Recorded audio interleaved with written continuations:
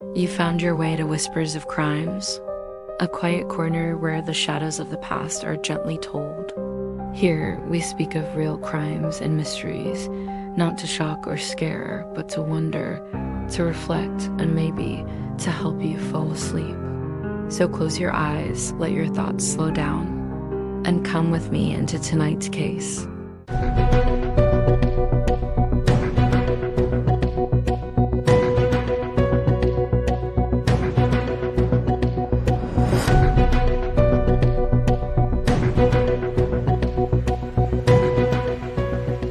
In June 2015, a quiet Wednesday night turned into one of the most devastating moments in modern American history.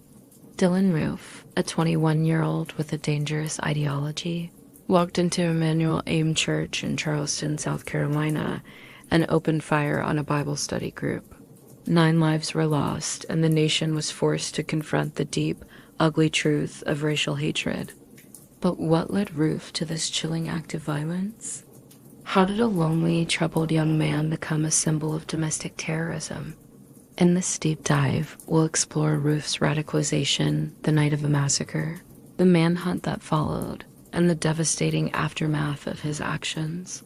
Join us as we uncover the story behind the Charleston church shooting, a story that continues to shape America's fight against hate and injustice. Chapter 1: The Early Years of Dylann Roof. Dylann Storm Roof was born on April 3, 1994, in Columbia, South Carolina, to a working-class family. His early years were relatively unremarkable, but a closer examination of his upbringing reveals a pattern that might help explain his later actions. Roof's parents divorced when he was young, which led to a fragmented childhood where he bounced between his mother and father's homes. Despite this, he wasn't considered an outcast or particularly troubled during his early years. His teachers described him as quiet, introverted, and often distant, but there were no significant signs of the violent tendencies that would later emerge. His academic performance was poor, and by his teenage years, he had become disinterested in school altogether, eventually dropping out in the 9th grade. As Roof entered adolescence, his life took a darker turn. He became involved with drugs, including marijuana, and later the opioid substitute Suboxone. This struggle with addiction seemed to isolate him even more from society. It was during this time that Roof started showing a more disturbing interest in white supremacist views. His journey into extremist ideology wasn't a sudden shift, but rather a gradual immersion. Roof spent significant time on the internet, particularly on websites that espouse racist, anti-black, and anti-Jewish rhetoric. He became engrossed in the narratives of white nationalism, which painted black people as an existential threat to white Americans. He even became active in online forums where members exchanged disturbing, bigoted opinions and discussed violent actions in support of a racially segregated America. As Roof became increasingly obsessed with these ideologies, his sense of isolation deepened. He started viewing himself as a soldier in a supposed race war, a war he believed needed to be waged to protect the so-called white race from what he saw as an invasion by black people and other minorities. By the time he was 20 years old, Roof had committed himself to a path of violence, believing it was the only way to stop what he considered the Black Uprising. Chapter 2: The Radicalization Process and the Decision to Act. By early 2015, Roof had made up his mind. He had been fully indoctrinated into the world of white nationalism, and he was convinced that something needed to be done to spark a race war. It was around this time that Roof began meticulously planning an act of mass violence that he believed would inspire others to take up arms against black people. He didn't just want to commit a random shooting. He wanted to make a statement, to act as a symbol of his beliefs. In February 2015, Roof purchased a Glock .45 caliber pistol for $573 at a gun store in West Columbia, South Carolina, using a background check loophole known as the Charleston loophole. This loophole allowed him to purchase the gun because the FBI didn't complete his background check within the 3-day period required by federal law. Despite a prior arrest for drug possession, Roof was able to legally buy the firearm, a decision that would prove catastrophic. Roof then began to plan his attack. He researched places with large Black populations, hoping to strike at a symbol of Black empowerment and community. His search led him to Emanuel African Methodist Episcopal Church in Charleston, South Carolina, one of the oldest and most historically significant Black churches in the United States. Founded in 1816, the church had deep ties to the Black community and a history of resistance against racism and oppression, particularly through its association with the abolitionist movement. Roof believed that by targeting this church, he would make a powerful statement and ignite the racial conflict he so desperately sought. The church also held personal significance for him, as he had been raised in a predominantly white community, making the symbolic nature of his attack even more pronounced. Emanuel AME Church was more than just a place of worship for Roof. It was a beacon of resistance to everything he despised. Chapter 3. The night of June 17, 2015. On the evening of June 17, 2015, Roof arrived at Emanuel AME Church around 8 p.m., where a Bible study session was underway. Roof entered the church, blending in with the attendees, who were unaware of the horror he was about to unleash. Inside, 9 people had gathered for the Wednesday night Bible study, a group that included the church's pastor, Reverend Clementa Pinckney, who also served as a state senator. The group welcomed Roof with open arms, offering him a seat in their circle, which would prove to be a tragic mistake. Roof sat through the Bible study session, listening to the group discuss scripture, and appeared to show interest in what was being said. According to survivors, Roof did not speak much during the session, giving no indication of his intentions. For nearly an hour, he listened as the group discussed faith, spirituality, and social justice. Roof seemed like any other attendee, even as he harbored a dark, twisted agenda. When the Bible study concluded, Roof stood up and opened fire on the group. He pulled out his Glock .45 5-caliber pistol and began shooting indiscriminately. The victims, who ranged in age from 26 to 87, were caught off guard and had little time to react. Roof's attack was sudden and merciless, with him targeting those who were seated closest to him. The victims included not just Reverend Pinckney, but also several community leaders, educators, and church members. At the time, Roof reportedly said, "You rape our women and you're taking over our country, and you have to go." These chilling words confirmed his deeply racist motivations. In total, 9 people were killed in the attack: Reverend Pinckney, Cynthia Hurd, Susie Jackson, Ethel Lance, DePayne Middleton Doctor, Tywanda Sanders, Daniel Simmons, Sharonda Coleman Singleton, and Myra Thompson. Roof later told investigators that he had hoped his actions would start a race war, but instead, they resulted in a national outpouring of grief and outrage.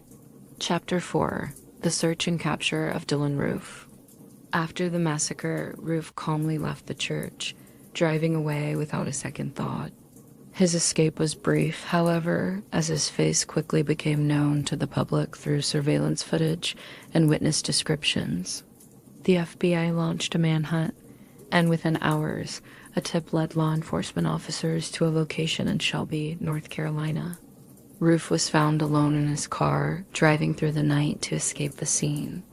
When officers approached, Roof did not resist. He was arrested without incident, and during his interrogation, he openly admitted to carrying out the killings. He explained his actions, saying that he was trying to start a race war and that he had chosen the church, specifically because of its historical significance to Black Americans. Roof's lack of remorse was chilling, but underscored the cold, calculated nature of his crime. Authorities also discovered Roof's manifesto online, which further explained his motivations and ideology. In it, He expressed his anger over the Trayvon Martin case and referenced other racially charged incidents, claiming that he had been inspired by the belief that Black Americans were taking over the country. Roof's manifesto revealed his deep-seated hatred for Black people and other minorities, and it was clear that this was not an impulsive act of violence, but the culmination of months of planning. Chapter 5: The Legal Process and Public Reaction. In the wake of Roof's arrest, the criminal justice system moved swiftly to bring him to trial. Roof was indicted on 33 federal charges, including hate crimes, obstruction of religion, and firearm violations. He also faced 9 counts of murder in state court. Throughout the legal proceedings, Roof showed little emotion and no remorse. In fact, he actively sought to represent himself during parts of the trial, a move that shocked many, especially given the gravity of his crimes. During the sentencing phase, Roof made several disturbing statements, including the fact that he had no remorse for his actions. In fact, Roof told the court, "I am not sorry. I have to do it." His statements and behavior throughout the trial revealed a deeply unrepentant individual who believed that he was justified in carrying out mass murder based on his warped sense of racial superiority. On January 10th, 2017, Roof was sentenced to death for the federal hate crimes. He was also sentenced to life in prison for the state charges. Despite the verdict, Roof's case remains under appeal. In the meantime, his actions and his ideology continue to fuel debates about race, gun control, and hate in America. Chapter 6: The Aftermath of the Charleston Shooting. The Charleston shooting sent shockwaves through the nation, reigniting discussions on race relations, the Confederate flag, and gun control. Roof's crime exposed the deep, enduring racial divide in America, but it also prompted a collective moment of reflection. In the wake of the shooting, many people were horrified by the stark reality of hate-driven violence. However, the survivors and families of the victims responded with remarkable grace and dignity. Despite the immense pain and loss, several family members of the victims forgave Roof during the court proceedings, delivering powerful statements of forgiveness that left the nation in awe. One by one, they told Roof they forgave him for the murders he committed, even though their lives had been shattered. This extraordinary show of mercy was captured on national television, sending a message of hope and resilience in the face of profound tragedy. The massacre also brought renewed attention to the Confederate flag, a symbol that Roof had proudly displayed in photos prior to the attack. Public opinion began to shift, with calls for the removal of the flag from public spaces growing louder. South Carolina lawmakers eventually voted to remove the Confederate flag from the state capitol grounds, a powerful symbolic act that was seen as a response to the pain and anger sparked by Roof's actions. Chapter 7: A Legacy of Hate and the Need for Change. Dylann Roof's actions were a stark reminder of the dangers of radicalization and the power of hate-fueled ideologies. He was not a mentally unstable individual, but a person, deeply influenced by a network of white nationalist groups and online forums that spread lies and hatred.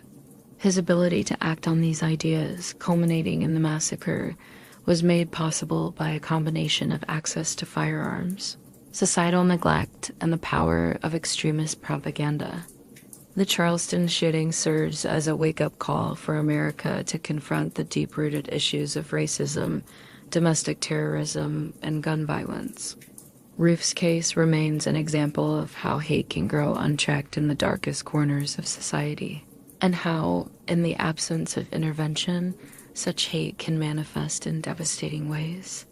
The legacy of the Charleston church shooting continues to shape the national conversation about race, justice, and the need for meaningful change. That's all for tonight's story.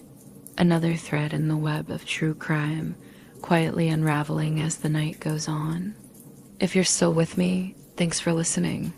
And if sleep has already taken you, may your dreams be peaceful and your mind at ease. I'll be here next time by the fire with another story waiting to be told.